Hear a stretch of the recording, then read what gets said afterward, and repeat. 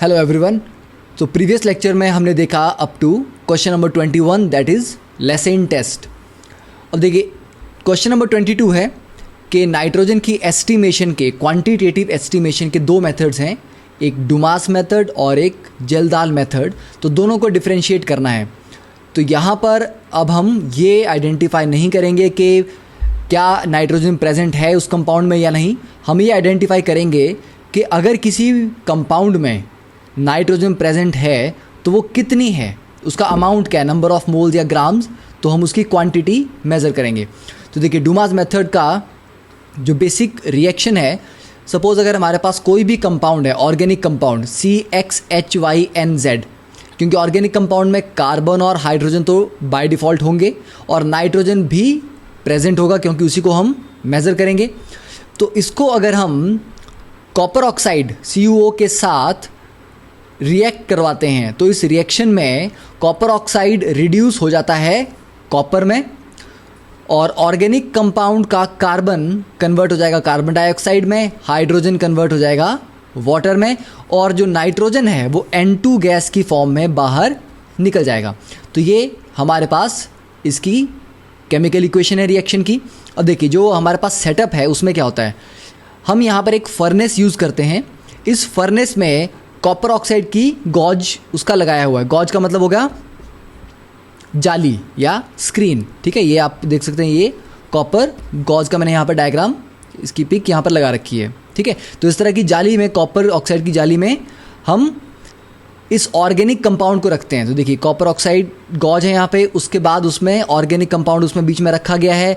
Next course copper oxide के यहाँ पर पीसीज होंगे और लास्ट में रिड्यूस्ड कॉपर गॉज। तो ये सेटअप है फर्नेस में और लेफ्ट से हम कार्बन डाइऑक्साइड गैस यहाँ पर डाल रहे हैं। तो कार्बन डाइऑक्साइड के एनवायरनमेंट में ये रिएक्शन होता है। अब जब यहाँ पर रिएक्शन होगा, ये ऑर्गेनिक कंपाउंड जो यहाँ पर रखा है, ये ऑर्गेनिक कंपाउंड क्या होगा, इसमें से नाइट्रोजन निकल के N2 बन जाएगी, कार्बन CO2 बन जाएगा और हाइड्रोजन वाटर बन जाएगा। अब जब यहाँ से ये तीन गैसेस ट्रैवल करती हुई निकलेंगी तो देखिए इस पर्टिकुलर कंटेनर में यहाँ पर हमने क्या रखा है, एक्वस KOH।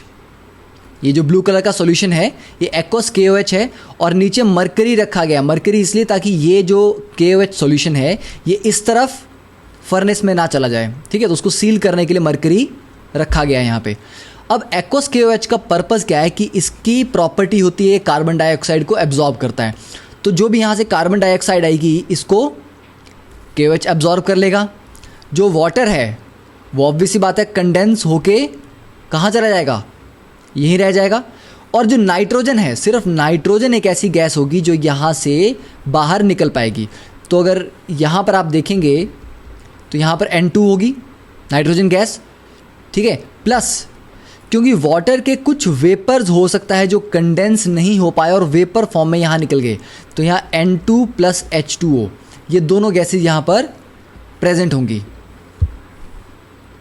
तो ये जो एरिया है जहाँ पर फाइनली गैस कलेक्ट होती है, यहाँ पर क्या क्या है, नाइट्रोजन प्लस वाटर के वेपर। तो जो टोटल प्रेशर यहाँ पर है, अब देखिए प्रेशर को इक्वलाइज करते हैं जब हम किसी भी, अगर हम YouTube का एग्जांपल लें तो YouTube में अगर यहाँ पर और दोनों तरफ लेवल बराबर होगा तो उन दोनों में जो प्रेशर है वो भी दोनों तरफ बराबर होगा। सेम हाइट पे सेम हाइड्रोस्टैटिक प्रेशर जनरेट होता है। तो इस ओपन कंटेनर में यहाँ से ये KOH एक्स्ट्रा रखा गया है ताकि यहाँ पर अगर KOH का लेवल ऊपर नीचे होता है तो उसको एडजस्ट करने के लिए वो एक्स्ट्रा यहाँ पर एक रेजरवायर बनाया गया है। अब यहाँ पर जो प्रेशर एक्ट कर रहा है इस रेजरवायर पे, ये कौन सा है, एटमॉस्फेरिक प्रेशर। ये इसको प्रेस करेगा इस तरफ और नाइट्रोजन और वाटर वेपर इसको प्रेस करेंगे, ठीक है, डाउनवर्ड्स। तो जिस पॉइंट पे अब दोनों ये बैलेंस हो जाएंगे तो हम बोल सकते हैं इस तरफ से जो प्रेशर एक्ट कर रहा है और इस तरफ से जो प्रेशर एक्ट कर रहा है ये दोनों एक दूसरे को बैलेंस कर रहे हैं। तो यहाँ पर जो प्रेशर है P टोटल, ये टोटल प्रेशर किसका है, ये नाइट्रोजन और वाटर वेपर का प्रेशर है। तो आप बोल सकते हैं कि pressure of nitrogen gas plus water vapour के प्रेशर को हम क्या लिखते हैं, एक्वस टेंशन। तो aqueous tension plus pressure of nitrogen gas is equal to atmospheric pressure, जो कि कितना होता है 760 mm ऑफ मर्करी। तो ये ध्यान रखना है कि यहाँ पर जो भी प्रेशर आएगा वो सिर्फ और सिर्फ N2 का प्रेशर नहीं है, उसमें एक्वस टेंशन भी इंक्लूडेड है।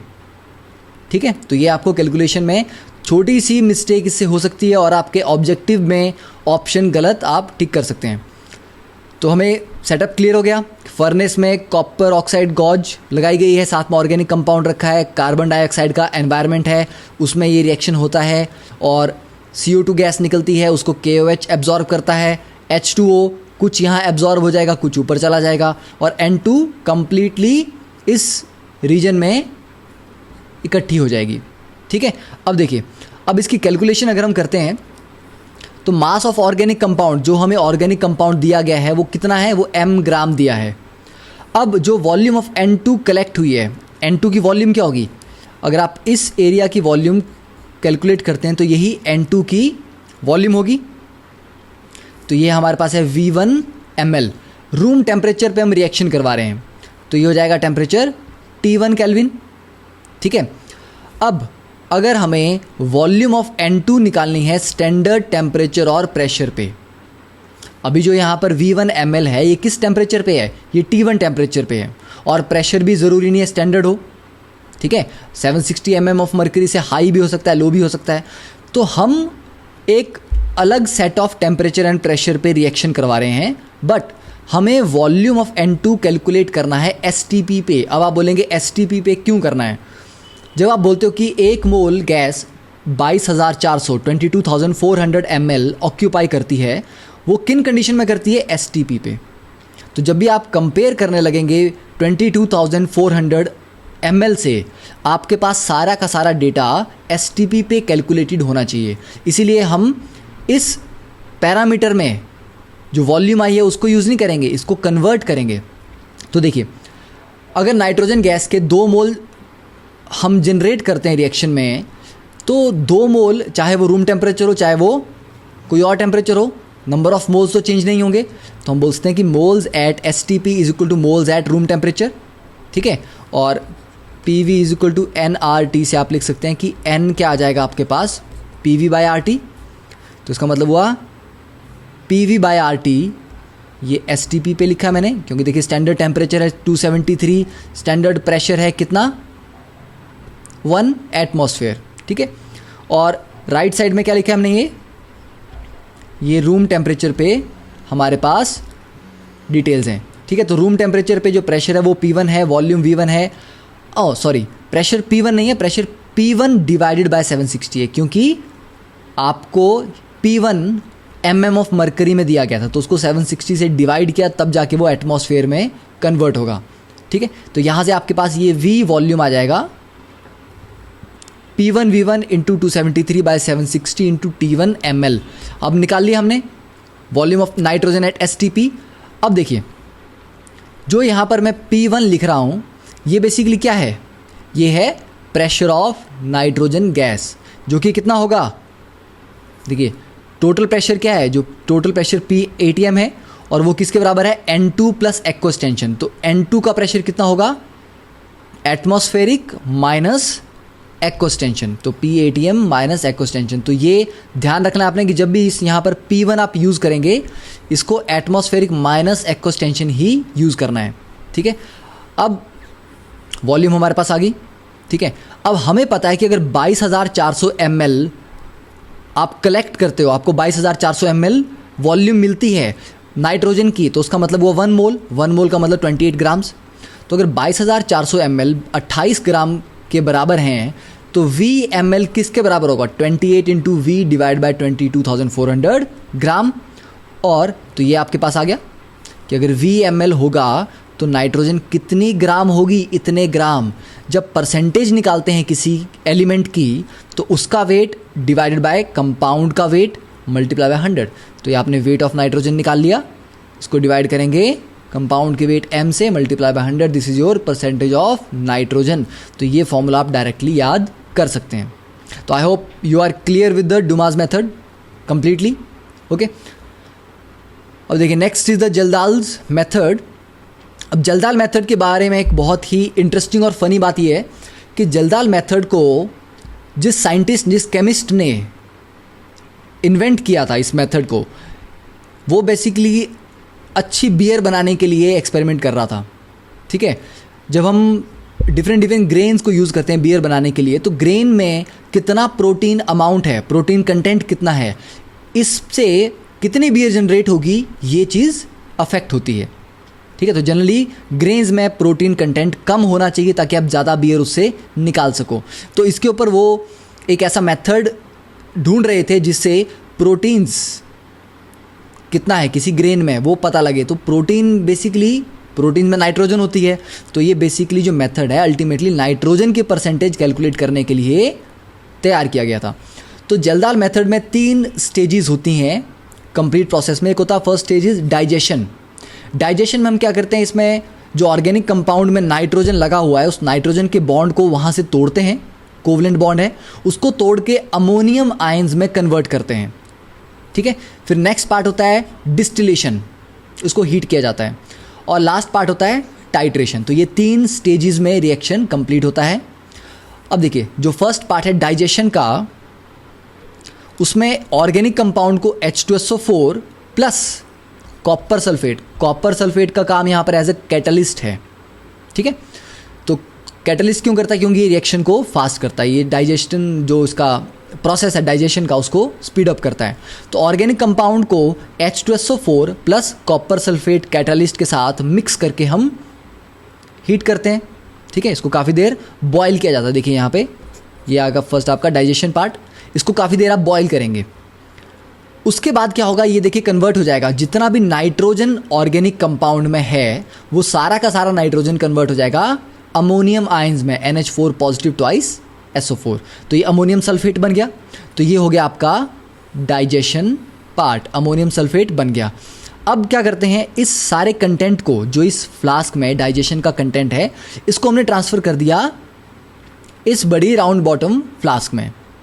ठीक है, तो हमारे पास क्या तैयार हो चुका था, अमोनियम सल्फेट तैयार हो चुका है। अब इसमें हमने NaOH सोडियम हाइड्रोक्साइड डालेंगे हम। ठीक है, उससे क्या होता है, Na2SO4 अलग हो जाएगा और जो अमोनियम आयन है ये कन्वर्ट हो जाएंगे अमोनिया गैस में। तो यहाँ से जो अमोनिया गैस जनरेट होगी ये धीरे धीरे यहाँ पर आएगी। ठीक है, इस ट्यूब से होती हुई सिस्टम में यहाँ पर आ जाएगी। और क्योंकि यहाँ पर हमने एक कंडेंसर लगाया, वाटर इनलेट वाटर आउटलेट, अब अमोनिया के वेपर जो आ रहे हैं, गर्म वेपर जो आ रहे हैं इस कंडेंसर में ठंडे होंगे। तो ठंडे होने के बाद क्या होगा, अमोनिया यहाँ पर ड्रॉप बाय ड्रॉप गिरेगी। ठीक है, अब यहाँ हमने क्या रखा है, येलो कलर का ये क्या रखा हुआ है, दिस इज H2SO4, मतलब हमारे पास एसिड ऑलरेडी पड़ा है सॉल्यूशन में, एसिड सॉल्यूशन हमारे पास पड़ा हुआ है। एसिड में NH3 अमोनिया जो कि एक बेस है, ये ड्रॉप बाय ड्रॉप गिरती रहेगी, जैसे जैसे यहाँ से अमोनिया जनरेट होगी ये गिरती रहेगी। अब ये प्रोसेस बेसिकली क्या है, ये टाइट्रेशन हो रही है। इस एसिड में हो सकता है आपके 2 मोल्स हों H2SO4 के। अब अगर आप इक्वेशन देखेंगे, 1 मोल H2SO4 को न्यूट्रलाइज करने के लिए 2 मोल अमोनिया चाहिए होते हैं। तो अगर H2SO4 के यहाँ पर ऑलरेडी 2 मोल हैं तो उसको पूरा न्यूट्रलाइज करने के लिए अमोनिया गैस के 4 मोल चाहिए। ठीक है, क्लियर। अब मान लेते हैं कि जितनी भी अमोनिया गैस आई, हमें नहीं पता कि कितनी आई, जितनी भी आई, स्टार्टिंग में H2SO4 हमने 2 मोल लिया था, फाइनली जब पूरा रिएक्शन कंप्लीट हो गया, सारी अमोनिया उसके साथ रिएक्ट कर चुकी है, अभी भी 1 मोल H2SO4 बचा हुआ है। इसका मतलब 1 ही मोल H2SO4 का न्यूट्रलाइज हुआ है। तो इससे क्लियर हो जाता है कि 1 मोल को न्यूट्रलाइज करने के लिए तो 2 मोल अमोनिया की रिक्वायरमेंट थी। तो मतलब यहाँ पर जो अमोनिया जनरेट हुई वो एक्चुअली 2 मोल थी। ठीक है, अब उससे क्या पता लगेगा, देखिए अमोनिया का मॉलिक्यूलर वेट कितना होता है, 17 ग्राम। तो मतलब 17 ग्राम का मतलब है 1 मोल NH3, और इसमें नाइट्रोजन कितनी है, 14 ग्राम्स। तो अगर 2 मोल अमोनिया है तो उसमें नाइट्रोजन कितनी होगी, 14 × 2 28 ग्राम्स। तो मतलब आपका जो कंपाउंड था ऑर्गेनिक कंपाउंड, उसमें नाइट्रोजन कितनी थी, 28 ग्राम्स। तो ये है पूरा सिस्टम कि किस तरह से हम नाइट्रोजन कितना है ये कैलकुलेट करते हैं। तो फर्स्ट डाइजेशन होगी, जिसमें नाइट्रोजन को अमोनियम सल्फेट में कन्वर्ट करेंगे, फिर उसको ट्रांसफ़र करेंगे इस कंटेनर में सेकंड में, ठीक है, राउंड बॉटम फ्लास्क में, जिसमें NaOH डालेंगे जिससे अमोनिया गैस जनरेट होगी। अमोनिया यहाँ पर जाके टाइट्रेशन में पार्टिसिपेट करेगी और इस एसिड को न्यूट्रलाइज करेगी। न्यूट्रलाइज करने के बाद जो बचा हुआ एसिड है उसको हम कंपेयर करेंगे कि हमने इनिशियली इतना लिया था, इतना बच गया है, मतलब इतना अमाउंट अमोनिया के साथ रिएक्ट किया, और फिर मोल कंसेप्ट यूज़ करके कैलकुलेट करेंगे कि उतनी अमोनिया में कितना नाइट्रोजन प्रेजेंट होगा। तो फाइनली इससे जब आप कैलकुलेशन करेंगे तो परसेंटेज ऑफ नाइट्रोजन के लिए ये फॉर्मूला आप यूज़ कर सकते हैं, that is 1.4 into normality of acid, क्योंकि एसिड आप दूसरा भी रख सकते हैं, ज़रूरी नहीं है यहाँ पर H2SO4 ही रखना है, आप HCl रख लें, ठीक है, आपको जस्ट टाइट्रेशन ही तो करनी है, आप H3PO4 रख लें। तो normality into acid into volume of acid in millilitres divided by mass of sample, that is your percentage of nitrogen, ठीक है। डायरेक्टली आप ये फॉर्मूला यूज़ कर सकते हैं। अब इसमें ध्यान देने वाली बात ये है जलदाल मेथड में कि सारे के सारे कंपाउंड जिनमें नाइट्रोजन होती है उनके लिए आप इसको यूज़ नहीं कर सकते, ठीक है। फॉर एग्जांपल नाइट्रो अगर है कंपाउंड में, नाइट्रो कंपाउंड्स हैं या एजो ग्रुप्स हैं, एजो मतलब N ट्रिपल बॉन्ड N, ठीक है, एजो ग्रुप, और जब आपका एजो डाइज होती है तो उसमें N डबल बॉन्ड N रहता है, इस तरह से दोनों तरफ कंपाउंड होंगे। तो एजो ग्रुप लगा है, नाइट्रो ग्रुप लगा है, या पिरिडीन मतलब नाइट्रोजन किसी रिंग में प्रेजेंट है, पिरिडीन का स्ट्रक्चर, ये स्ट्रक्चर है पिरिडीन का, इस तरह यहाँ पर ये नाइट्रोजन है, तो इस नाइट्रोजन को आप इस मेथड से डिटेक्ट नहीं कर सकते, ठीक है। कहाँ नहीं कर सकते? नाइट्रो ग्रुप्स में, एजो ग्रुप्स में, और नाइट्रोजन जो कि रिंग में प्रेजेंट हो, स्पेशली पिरिडीन, ओके। तो इन केसेस में जलदाल मेथड काम नहीं करता है। तो ये था उनके दोनों मेथड्स का कंपैरिजन। अब देखिए next question 23, discuss the principle of estimation of halogens, sulphur and phosphorus present in an organic compound, कि अगर ऑर्गेनिक कंपाउंड में हेलोजन्स प्रेजेंट हैं, सल्फर है, फॉस्फोरस है, तो उसको हम कैसे मेज़र करेंगे। तो इसके लिए मेथड जो यूज़ करते हैं केरियस मेथड है, ठीक है, NCERT का ये पैराग्राफ मैंने लिया हुआ है। तो केरियस मेथड में क्या होता है, एक पर्टिकुलर ट्यूब होती है, अगर आप NCERT में देखेंगे बुक में, एक केरियस ट्यूब होती है, तो एक known mass of organic compound, एक ऑर्गेनिक कंपाउंड जो आपके पास सैंपल है उसका थोड़ा सा मास लेके हम, नोन मास, ठीक है, मान लीजिए आप m ग्राम आप लेते हैं, उसको हम ट्यूब में डालते हैं, उसके बाद उसमें फ्यूमिंग HNO3 ऐड करते हैं, उसके साथ हम हीट करते हैं उसको in the presence of silver nitrate, और उसके बाद हम डालते हैं उसमें सिल्वर नाइट्रेट, ठीक है। तो उसको काफ़ी देर हीट करते हैं हम फर्नेस में।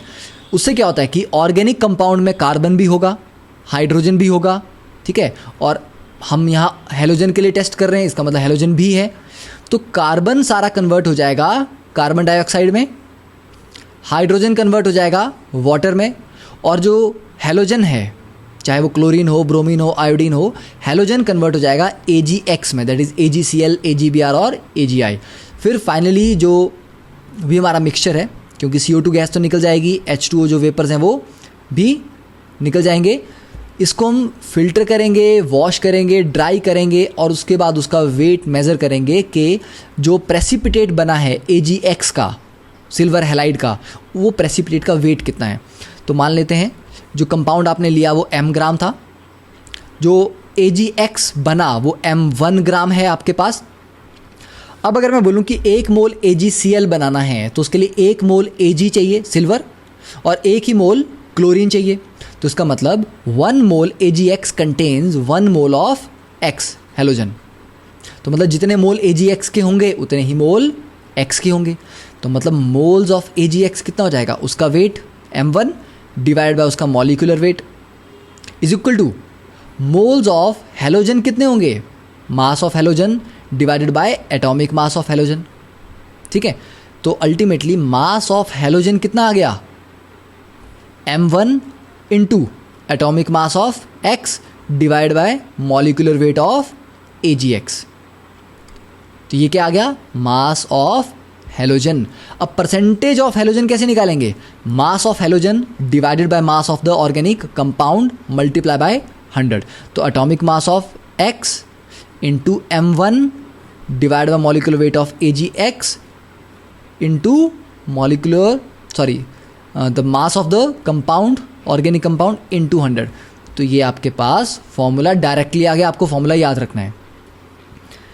इसी तरीके से जब सल्फ़र को एस्टिमेट करना है तो सल्फ़र, देखिए अब क्या करेंगे, अब उसी केरियस ट्यूब में हम क्या करेंगे, ऑर्गेनिक कंपाउंड का एक नोन मास m ग्राम लेके उसको सोडियम परऑक्साइड या फ्यूमिंग HNO3 के साथ हीट करते हैं, जिससे सारा का सारा सल्फ़र कन्वर्ट हो जाता है सल्फ्यूरिक एसिड में, ठीक है।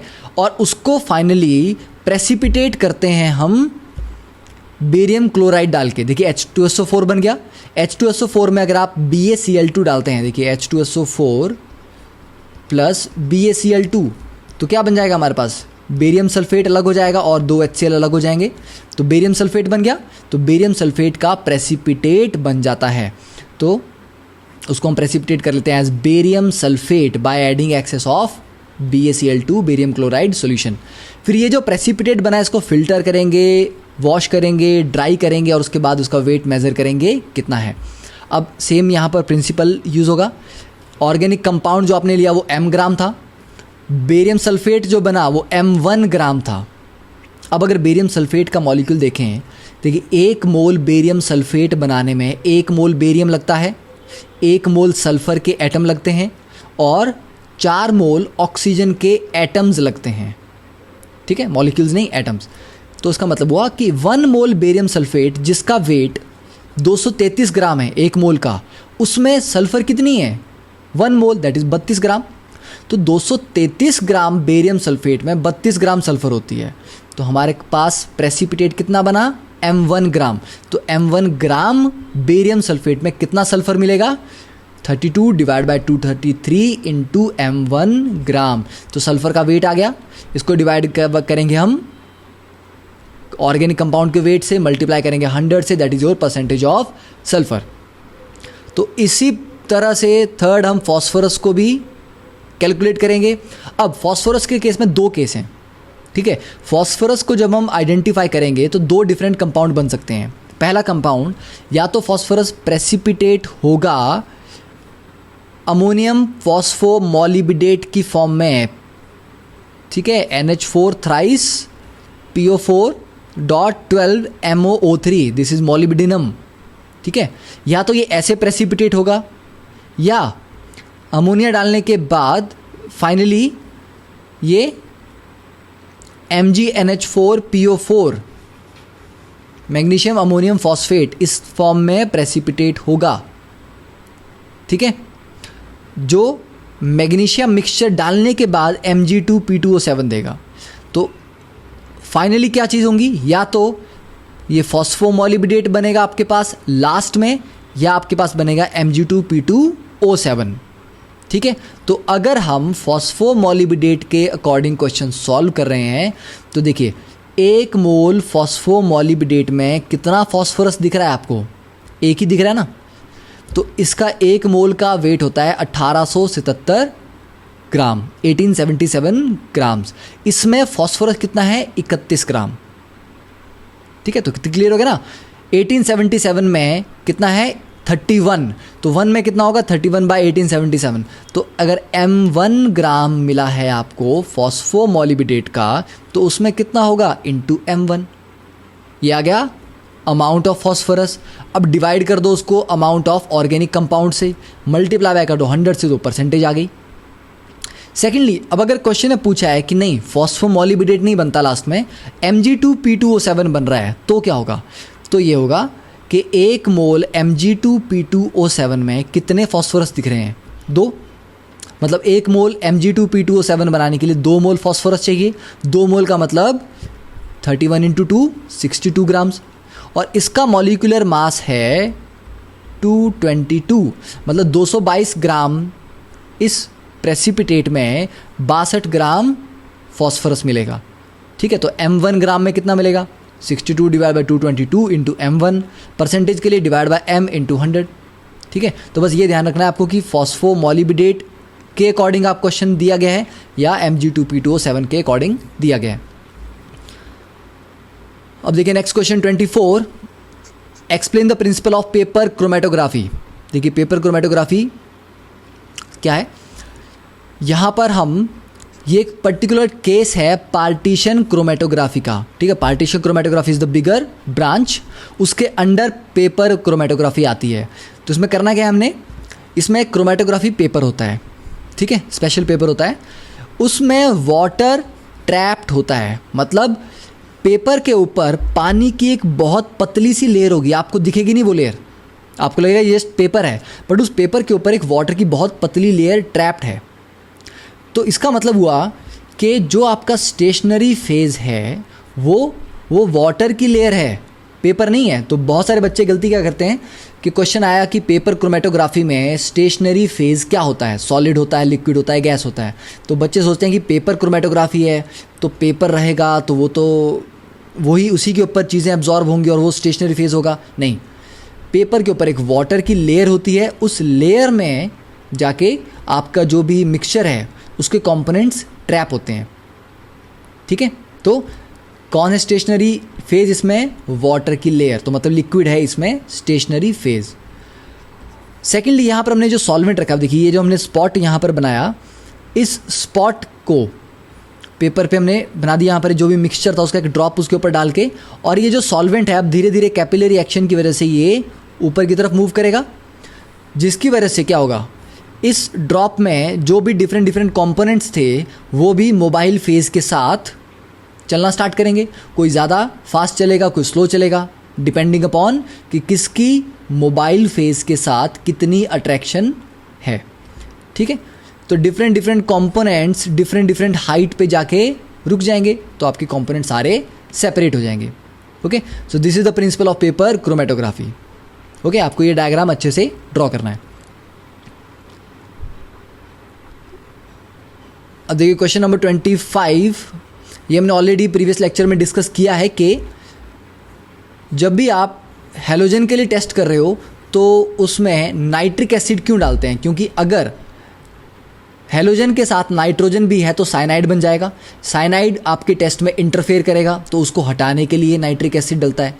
अगर साथ में सल्फ़र भी है तो Na2S सल्फाइड बन जाएगा, तो सल्फाइड भी इंटरफेयर करेगा टेस्ट में, तो उसको हटाने के लिए भी HNO3 रिक्वायर्ड है, ठीक है। तो ये हमने जहाँ पर लेसन टेस्ट प्रीवियस लेक्चर में देखा था, उसी में ये हमने क्वेश्चन भी कवर कर लिया है।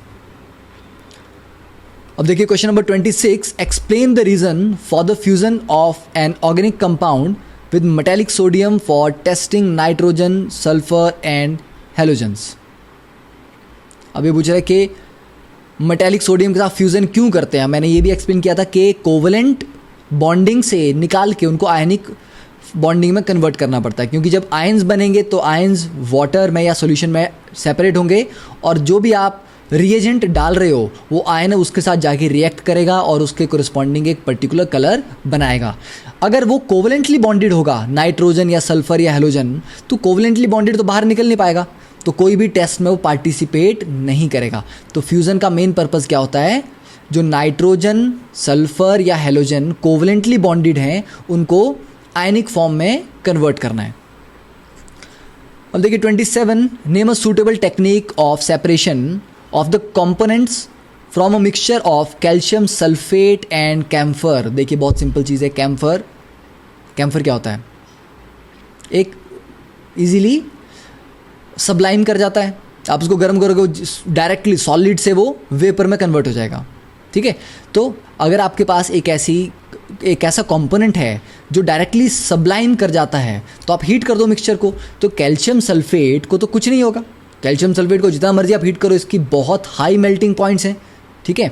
कैम्फर इमीडिएटली हीट करने पे सारा का सारा वेपर में कन्वर्ट होकर बाहर निकल जाएगा, ठीक है।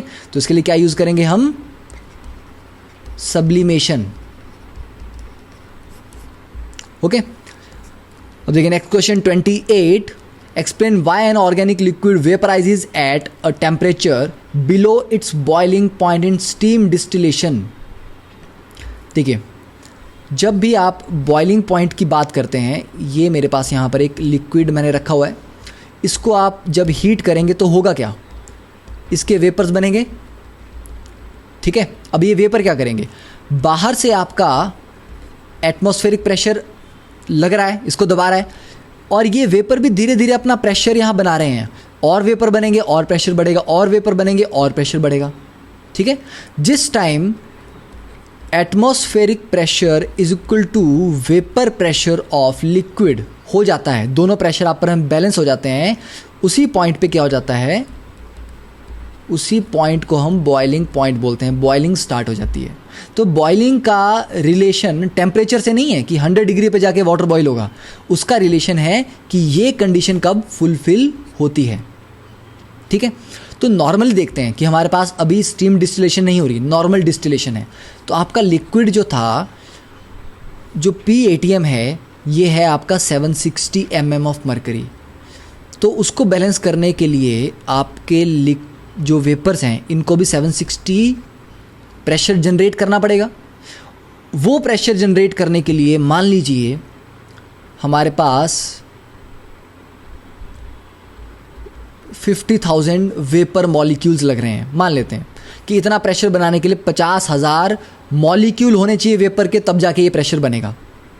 ठीक है, अब इतने 50,000 मॉलिक्यूल वेपर फेज में ले जाने के लिए आपको हीट तो करना पड़ेगा। अब स्टीम डिस्टिलेशन में क्या करते हैं, यहाँ पर हम स्टीम पास कर रहे हैं इसमें से। ठीक है, ये आपका यहाँ से आपकी स्टीम भी आ रही है, तो वो उसको गर्म कर रही है। तो यहाँ पर जो आपके ये वेपर्स है ना, ये वेपर में क्या है, ये वेपर ऑफ लिक्विड है प्लस स्टीम भी है। मतलब अब भी बाहर से जो प्रेशर लग रहा है वो 760 लग रहा है, तो उसको बैलेंस करने के लिए यहाँ से भी 760 होना चाहिए, पर वो 760 अब कौन बनाएगा, ये दोनों मिलके बनाएंगे। तो मान लो कि वेपर जो लिक्विड के वेपर हैं उन्होंने सिर्फ 400 ही कंट्रीब्यूट किया, बाकी 360 अमाउंट किसने दे दिया, प्रेशर स्टीम ने दे दिया। तो इसका मतलब हुआ अगर पूरे 760 mm प्रेशर बनाना है वेपर को, तो उसको 50,000 अपने मॉलिक्यूल यहाँ पर चाहिए। बट अगर सिर्फ 400 बनाना है तो उसके लिए तो कम मॉलिक्यूल चाहिए ना, तो कम मॉलिक्यूल्स को वेपराइज करने के लिए हीट भी कम चाहिए होगी, मतलब लोअर टेम्परेचर पे जाके ये क्राइटेरिया फुलफिल हो जाएगा। तो ये है स्टीम डिस्टिलेशन कि जो टोटल प्रेशर एटमॉस्फेरिक प्रेशर को बैलेंस करता है, उसमें कुछ पार्टिसिपेशन स्टीम की भी होती है, इसलिए लिक्विड को ज़्यादा हीट हम नहीं करना पड़ता, कम टेम्परेचर पे भी वो बॉयल हो जाता है। ओके, अब इसको आपको एक्सप्लेन कैसे करना है, ये आप NCERT के पैराग्राफ को पढ़ के उसको अच्छे से समझ के अपने वर्ड्स में एक्सप्लेन करें। Okay, next 29th, will CCl4 give white precipitate of AgCl on heating with silver nitrate. देखिए, सिल्वर नाइट्रेट का जब रिएक्शन है तो AgNO3 एक आयनिक कंपाउंड है, तो Ag पॉजिटिव NO3 नेगेटिव होता है, और इसको जब Cl नेगेटिव मिलता है तब जाके ये AgCl बना पाता है। बट CCl4 एक कोवलेंट कंपाउंड है। कोवलेंट कंपाउंड का मतलब है कि ये Cl नेगेटिव रिलीज नहीं करेगा, इसमें क्लोराइड आयन एग्जिस्ट नहीं करेंगे। जब क्लोराइड आयन ही नहीं होंगे तो AgCl बनने का भी चांस नहीं है। तो क्या आंसर होगा कि since carbon tetrachloride is an covalent compound, it can not release chloride ions into the solution, so there can not be the formation of AgCl on heating with silver nitrate. Clear? अब देखिए question number 30, why is a solution of potassium hydroxide use to absorb carbon dioxide. ठीक है, देखिए KOH क्या करता है, KOH हमारे पास एक स्ट्रॉन्ग बेस है। तो KOH अगर आप सॉल्यूशन लेते हैं पोटेशियम हाइड्रोक्साइड का और उसमें से CO2 गैस पास करते हैं, देखिए CO2 एक एसिडिक गैस है। CO2 को अगर आप वाटर में पास करें तो क्या बनता है, H2CO3 कार्बोनिक एसिड। वैसे अगर आप KOH और CO2 को मिक्स करते हैं तो यहाँ क्या बनता है, K2CO3, 2KOH plus CO2 gives you K2CO3 plus H2O। ठीक है, तो ये हमारे पास रिएक्शन है। तो इस रिएक्शन की वजह से KOH इजीली CO2 के साथ रिएक्ट कर जाता है और उसको एब्जॉर्ब कर लेता है और क्या बनाता है, K2CO3। ठीक है, इसी वजह से हम KOH को यूज़ करते हैं जहाँ भी हमें कार्बन डाइऑक्साइड को एब्जॉर्ब करना हो। अब इसका फ़ायदा क्या है, इसका फ़ायदा ये है कि आपके पास एक यहाँ पर ट्यूब में KOH सॉल्यूशन है। अब इसका वेट था W1 इनिशियली, अभी कोई CO2 पास नहीं की। अब आपने क्या किया, यहाँ से पाइप से लाके CO2 पास करना स्टार्ट किया। अब CO2 इसमें एब्जॉर्ब होगी। अब एब्जॉर्ब होगी तो K2CO3 बनेगा और वेट बढ़ेगा ना, तो ये W1 से चला गया W2 पे। क्यों चला गया? क्योंकि CO2 एब्जॉर्ब हुई। तो अगर आप W2 माइनस W1 करेंगे तो वो क्या हो जाएगा? Weight of CO2 absorbed. तो कितनी CO2 एब्जॉर्ब हुई है उससे पता चल जाएगा कि देखिए CO2 का मॉलिक्यूलर वेट होता है 44 ग्राम और इसमें 12 ग्राम कार्बन होता है और